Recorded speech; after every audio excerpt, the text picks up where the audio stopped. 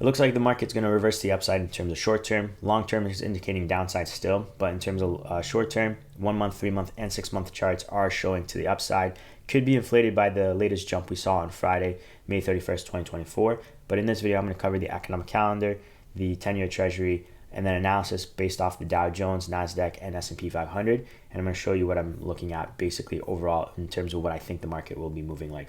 I do post these videos daily, by the way. If you do want to see my latest video, double check my channel just in case on X and YouTube.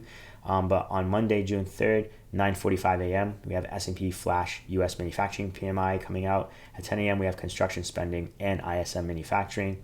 And then at some point part of the day, we'll have auto sales coming out as well. Then for the 10-year treasury, we're at 4.502%.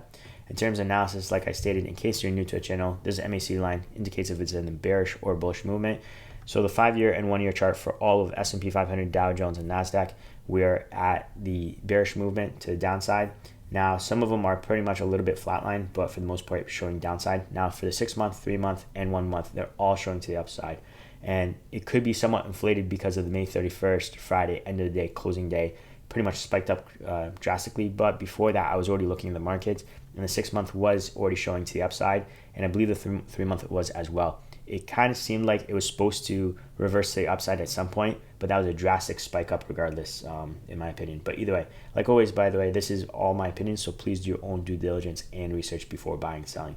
Now, if we take a look at first the Dow Jones, then the S&P, and then the Nasdaq, then for the Dow Jones, upward trend resistance line dating back since 2021, resistance, resistance, resistance, and upward trend support level, multiple touch points. The reason why I'm showing this is because it potentially looks like we're reversing anyway at the perfect level. So this is the line, touch point, touch point, touch point.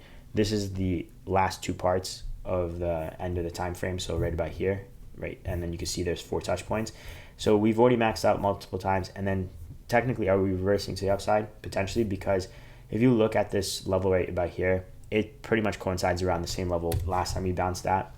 And if that is the case, then the question is, are we actually reversing to the upside? Potentially. The reason I say potentially is because hypothetically maybe Friday inflated a little bit, but if we pass these levels, then yeah, we're headed up to the upside. But then at the same time, we might be closed off again just because the long term it's showing downside. So the levels we need to pass, I would say more based off the moving averages, but first we need to pass 39,000 points. We're at 38,686 points. If we pass 39,000 points, we're almost in the clear fully. So moving averages first is about 38,918, then about 39,316. So even then, we're passing 39,000, we're not fully in the clear. Once we pass that moving average, we're headed up, and then plus the horizontal resistance about 39,600. But either way, those are the limits that we need to pass. Then we have support at the 38,025 points if we drop drastically to the downside, which was pretty much encompassed in the past few days anyway. So that is doable. It would take a couple of days before we get there. The first level actually I should cover is about 38,400 points. So 38,400 points, then the next level is about 38,000 clean. Those are the two levels to drop to the downside, and then the upside, I covered the limits. Now, if you think we're going to drop to the extreme downside, it's about 37,577, and then to the upside, we're sitting about 40,165, depending on when we hit these levels. Now, for the I'm going to look at QQQ, which is part of the Nasdaq ETF.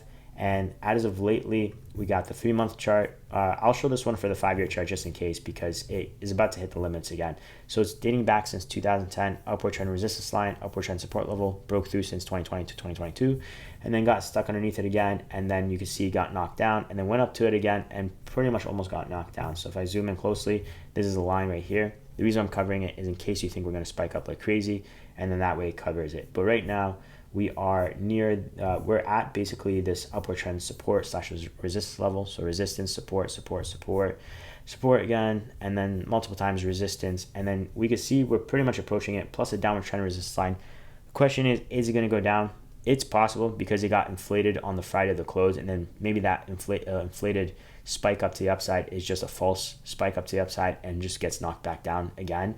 That's potential. And then we could find potentially support again at the 443, and I think that would hold us because that indicates pretty much a good strong support level, and it's pretty much coincides in these levels right about here. But either way, to the upside, what we need to pass is first the moving average with a horizontal resistance / support level of $453.21, currently sitting at $450.71. Then the next price point is about $454, and then $455 and $456 when I checked those horizontal resistance at $456. Now, to the upside, we have to pass the all-time high anyway, $461. And if you think this upward trend resistance line dating back since 2010 is going to hold again, or we're going to go to it, you're looking at 466, 467. Those are the price points. Now, to the downside, again, like I said, that was pretty much going to hold us $443. But the first level we would probably maybe consolidate around is 449, 450 for the most part, which is pretty much where we're at right now.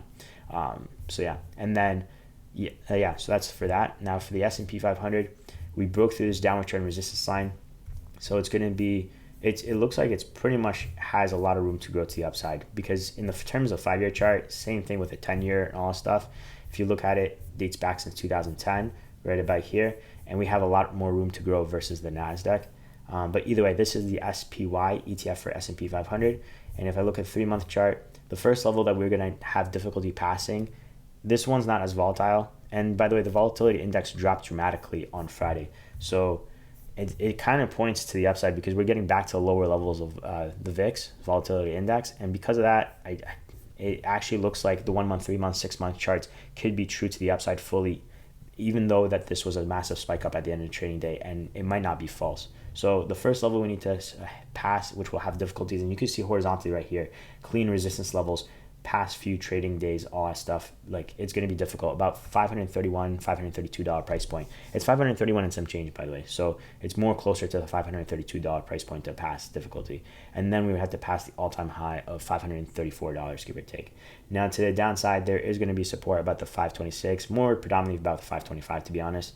And then the 524, 525 with this downward trend resistance line that could act as support.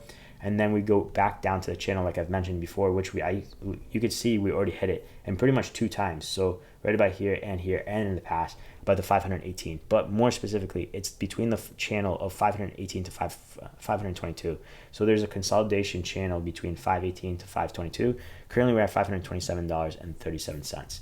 But those are the downward levels. Obviously we could go lower and all stuff, but for the time being, for Monday's trading day and a little bit maybe past that, these are levels we're looking at. If you do like the video, consider dropping a like. It does help the channel, so thank you so much for that. That's it for today's video. Again, if you're watching this in the past kind of thing where I have the latest video, double check my channels on X and YouTube. I do have the latest videos because this could be outdated. Thanks again for watching. Appreciate it. I'll see you guys in the next video. Peace.